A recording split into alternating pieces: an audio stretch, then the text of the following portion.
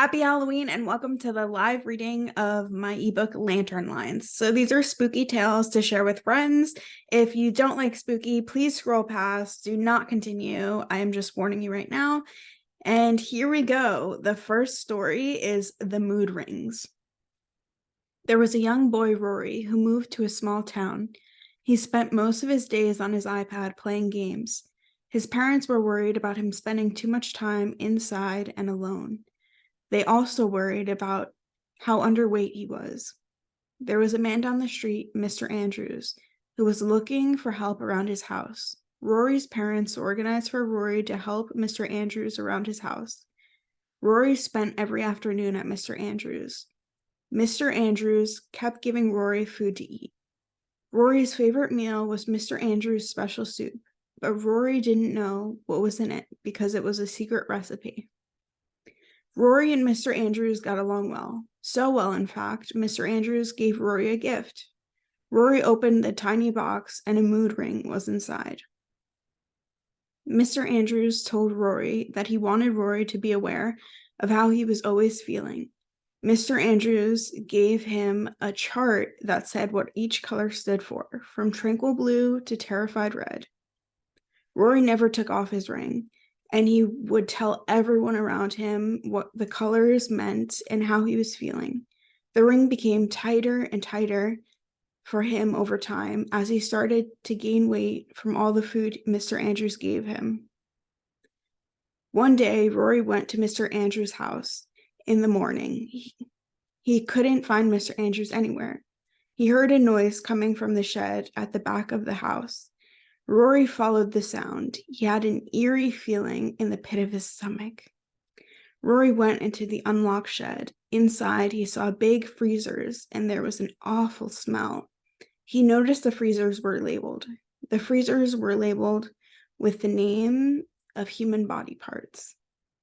One freezer read, fingers, and this is the freezer Rory opened. Inside were hundreds of severed fingers with mood rings on them. Rory's ring turned bright red. He tried to get his ring off when he heard the door swing open behind him. Story number 2, Open the Door. A newly married couple moved into a new house. Their names were Jessica and Anthony. Anthony had trouble sleeping because Jessica snored. Anthony spent most nights on the couch, which upset Jessica. One night, Jessica was in bed and awoke to knocking on the wall that grew louder and louder. Jessica became terrified. She could feel someone next to her in bed and was so glad she had Anthony there next to her when she was scared. Terrified that someone had broken into the house, Jessica whispered, "What do we do?"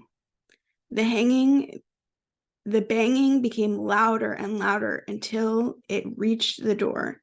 Jessica could barely move, but she felt comfort in not being alone.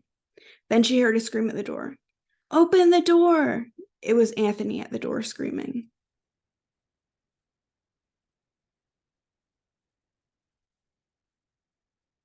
Story 3, The Transfer Student. A new transfer student, Eliza, came to America from New Zealand. She was so excited to study in the States. She was a senior in high school. On the first day of getting to the States, she met the family she was staying with. They seemed nice and gave her a backpack that looked like the universe and had an image of a child with headphones on it that glowed in the dark, with a keychain that held the keys to the house. The keychain had a red cardinal charm on it. Eliza loved school. On a boring Tuesday, Eliza noticed a knot in her stomach. She felt sick. When she got home, she spent the rest of the day in the bathroom. She spent the next day in the bathroom too. She would go downstairs to eat with the family whenever she felt up to it. She didn't spend much time with her own family and enjoyed being able to eat meals with the family she was staying with. She felt sick that whole week. When the weekend came around, she thought she was losing her mind. She was in the hallway when she saw a girl with the same backpack she had being dragged down the hallway. But she was there alone, and when she blinked, the girl was gone. She didn't tell the family that night at dinner. After dinner, she started feeling worse. She went to lie down. When she fell asleep, she had a nightmare. She saw in her dream the house where she was staying. and she saw young girls with her backpack and the keychain with the cardinal, all looking sick. One girl came up to her and grabbed her shoulders. The girl pulled her close and looked in her eyes. "They're poisoning you. They did it to us." Then she screamed, "Get out now." Eliza woke up and hurried the family downstairs. They shouted up to her, "Dessert!" Tips from the other side. Cover your neck so the ghost won't choke you.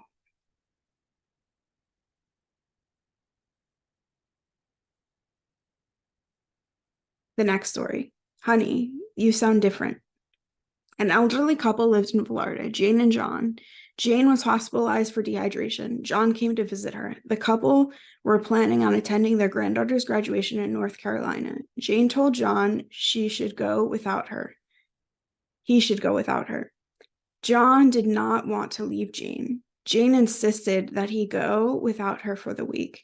John agreed he would. Jane had a friend drive her home the next day.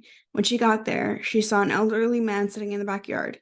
"John, you decided to stay?" Jane asked, recognizing him. A lower-pitched voice responded, "I belong here with you."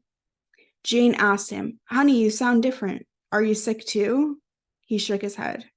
The next couple of days, Jane noticed his voice never sounded the same. On the third day, the phone rang. Jane noticed he was not going to answer the phone, so she answered it herself as he watched television from his reclining chair. Jane answered the phone. It was John's voice on the other side of the phone. "I just wanted to check in on you," John said to Jane. "The graduation was wonderful. How have you been?" Jane dropped the phone when she recognized John's voice. The man in the recliner took the television remote and turned off the TV. And the final story, Sunken. There was a teenage boy, Alan, who took the same route home from school every day. On one specific day, he was walking past a creek and saw the dead body of a teenager with blue jeans, a red t-shirt, and black rain boots. Alan called the police. When the police arrived, the body was gone. Alan promised them that he was telling the truth. The police decided to search the surrounding area. They found nothing. The next day, Alan was walking home again and saw the same teenager with blue jeans, a red t-shirt, and black rain boots. He called the police, and the same cop came. The cop's name was Eugene. He told Alan again that no one was there. Alan said, "I promise I'm telling the truth. I saw a teenager with blue jeans, a red t-shirt, and black rain boots face down in the creek." This time, Eugene had a patrol team watch the area overnight and into the next day. The patrol team saw nothing, but Alan walked past them. Alan called the cops over the next day and said he saw the same body of a teenager with blue jeans, a red t-shirt, and black rain boots. Eugene told Alan that he needed to make an appointment with a therapist. The next day, Eugene received a police report about the body of a teenager found face down in the creek. Eugene said that Alan must stop making false reports, but it wasn't Alan who called. Eugene went to the creek and saw the body of a teenage boy in blue jeans, a red t-shirt, a black rain boots, just like Alan had said. When the cops picked up the body, Eugene realized it was Alan. And that's my ebook Lantern Lines.